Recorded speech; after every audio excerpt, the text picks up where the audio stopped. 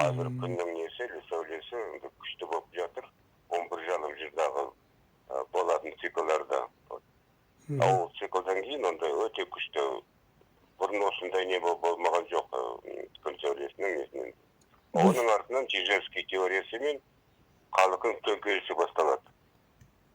Сонда күндегі жарылыс болғаннан кейін, күшті жарылыстан кейін. Содан бәрі қорқып жүр. Менің сөздерімді қазір қайталап жатыр политиктер.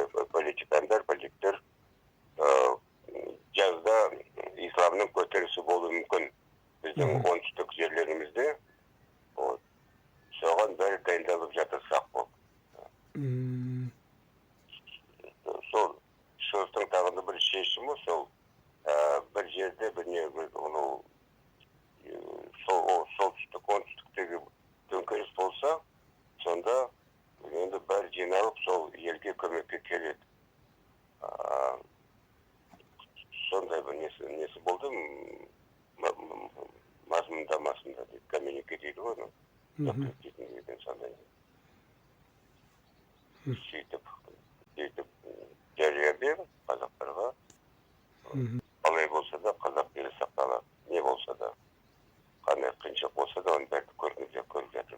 Бәрі қазақ елінің бәрінде сақталуын бәрі де тілеп жатыр, бәрі болып жатқан. Украинада соғыс болмаса, орыстар көретін еді бізге. 2 жыл бұрын. Сонда бауырлас Украина халқы қазаққа келетін соққыны өздері қабылдап, бізді сақтап қалды. Екінші рет.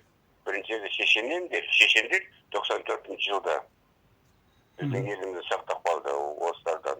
Енді 14 жылдан бастап, енді украиндықтар орыстардың күштерін тоздырып жатыр. Тоздырғанда жептер тоздырып жатыр. Сонда Украинада бізге қазаққа нағыз жақын ел татар емес, ноғай емес, қарақалпақ емес, нағыз жақын ел Украина елі. Нағыз жақын. Бізге танышайтын, бізге өзі бәр жағынан көрсететін олардың несі қазақтарға